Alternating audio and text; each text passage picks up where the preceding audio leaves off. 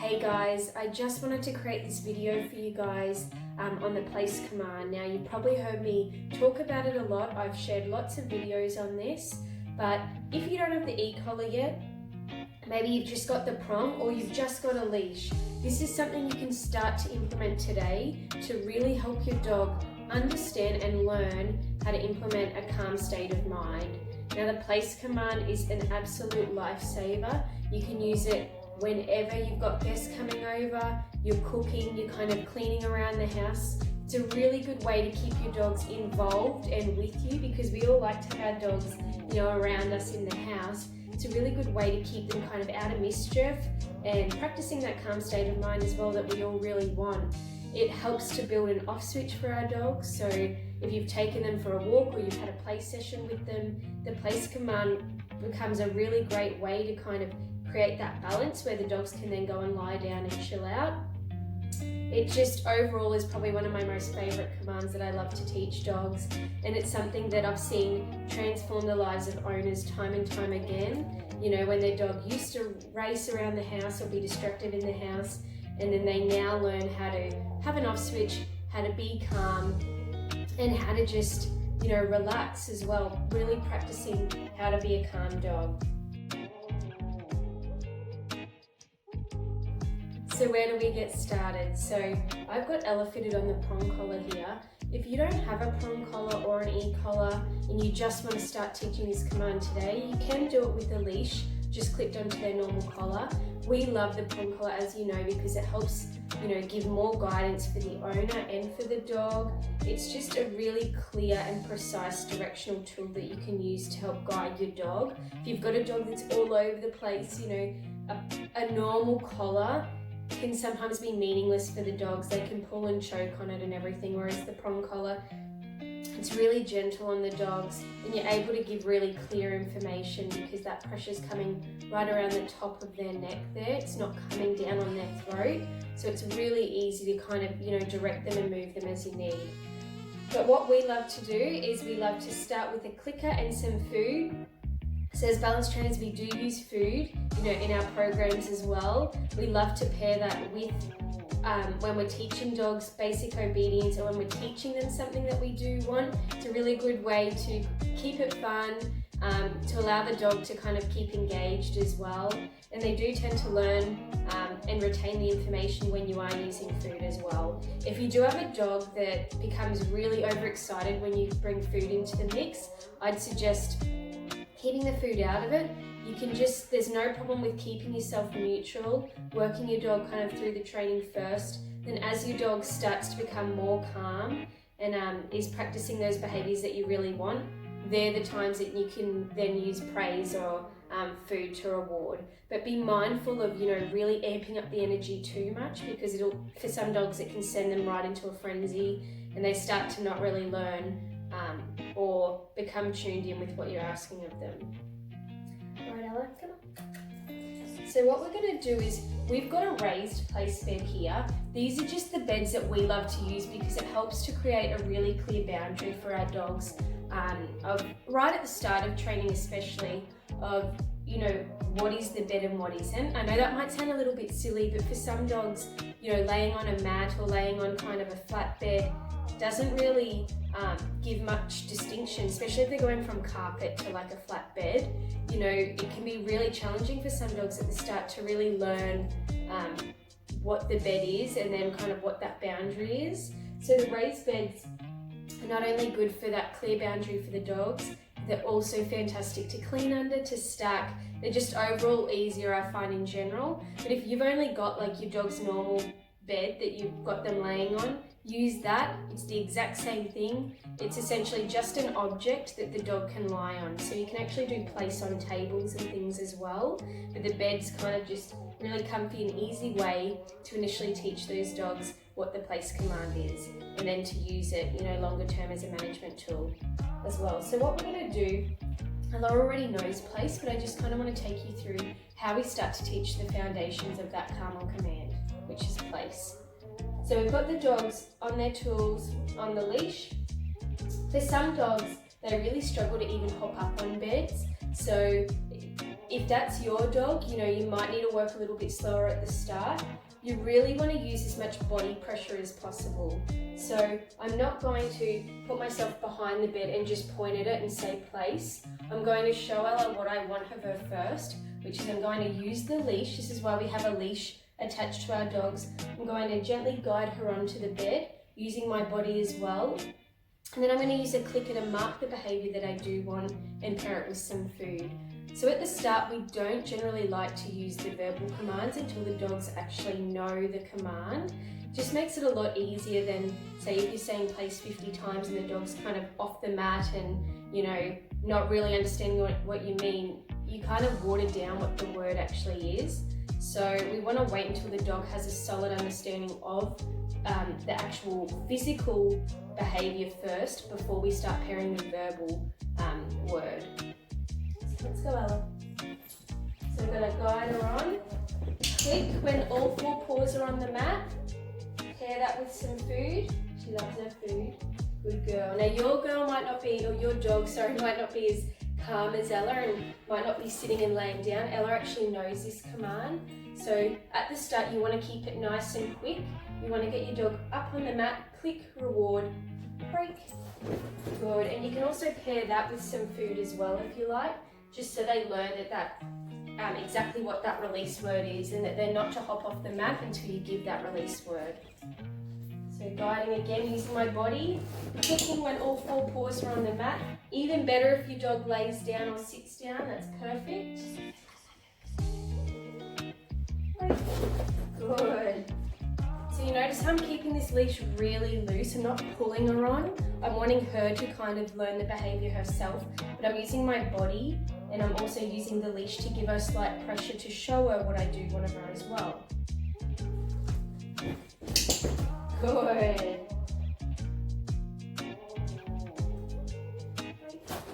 Nice. Good girl. So do that a few times. Good. So generally your dogs want to go where you are anyway. So also getting the dogs to stop before the mat is another really good threshold practice as well. It helps to kind of reinforce that impulse control. If your dog's just racing on the mat, that's kind of not really achieving that calm state of mind that you do want. So you do want to use, the threshold practice there before they hop on the mat as another really good way to start practicing that calm on command as well. You want them to go to the bed on command, and then eventually, just naturally, your dogs will want to go to the mat and will want to go there to lay down and kind of relax. Break. Good girl. So again, you can be rewarding there on the break command. Good. Place. So for Ella, I'm going to start introducing that verbal cue. So once your dog really understands it, you want to be doing a lot of reps of that first before you start introducing the verbal. For Ella, because she knows it, I'm going to speed up that process just so you guys that might be that little bit further ahead can see how it looks. She knows naturally to go into that double down as well, which is ideal for this command. This is how you want the place command to look. Your dog laying down with their head down. So I'm going to click and reward that as well. Good girl. Now, again, you can see that using food is kind of pepped her back up again. So you don't want to be doing it all the time. At the start of training, it's a really good way to teach your dogs a behaviour, but eventually you do want to phase out that food because your dog will start to become reliant on food to actually perform that behaviour. So that's where we start to phase out food and start to really hold the dogs accountable to the command as well, which we won't show in this video. I just want to really teach and show you guys the foundations of how we teach it first. Okay. And another thing you want to be sure to do is have your dog coming from all different sides of the mat as well. So not just showing them one angle of the mat, you want them to come on the shorter side of the mat as well. Place. Now for some dogs, this can really throw them out and they can go, oh, what? Like, what is this? It looks different, it feels different, it's a bit narrower. So you might need to go back to, no verbal command at the start and just kind of guide them back onto the mat for a few reps and then introduce that verbal command again. But there's no rush with this. You can do several sessions before you even say the word place. And it's a really good way to just get the dogs practicing the physical motion of that behaviour first before you introduce the verbal. So being able to sit again beforehand, good. Place. And then what you can start doing after you've done it, several times, good, is you can phase out the body cues, alright? And that's how you'll really tell if your dog knows the command. Place. Good. So see how she made that decision on her own? I didn't actually walk over with her. Sometimes as owners we don't actually realise that the dogs are following us, so sometimes we can think our dogs know a lot of things, and then we phase out a little bit of a cue, or we stop turning our hand a certain way or moving our body a certain way, and the dog kind of goes like, what are you talking about? What am I meant to be doing right now? And that's just because we simply haven't phased out that body cue or that physical cue yet. It's a really good way to get the dogs thinking, and it's a really solid way for us to know as owners if our dogs are actually understanding what we do want from them. So I wouldn't be phasing out those body cues for a little while until you've practiced several reps of this first. And then again, understanding that what the place command looks like in this room will be different to out in a separate room to then again out in the backyard. So you want to practice this in lots of different environments so that your dog knows that, when I see that mat and when they say this word, it means that I go into the bed, I put my head down and I relax. So if you've got a dog that's it jumps on the mat and it's like super excitable, you really want to be practicing over time that when they go on that mat, you don't reward them until they're in a sit. And then do that several times. And then you don't reward them until they're laying down.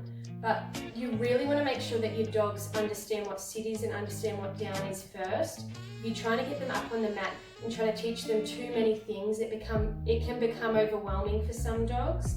So really break down the command into the few steps that it needs. So sit down and then actually hopping up on the mat. If you've got a really nervous dog, this is going to be great for you because it also helps to build your dog's confidence, hopping up onto different surfaces and laying down. Then you can practice dropping the mat, moving away, clicking and rewarding for that as well.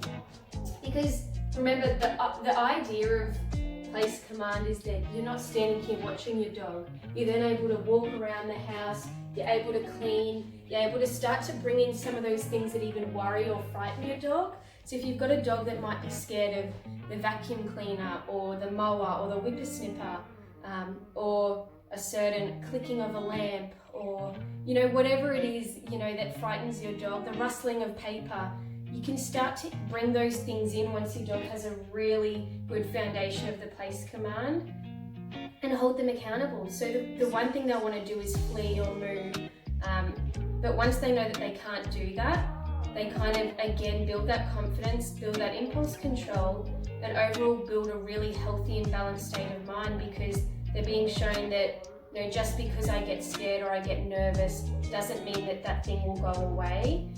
And they start to learn that the only way to overcome that fear is to process it, to lay down, to be calm.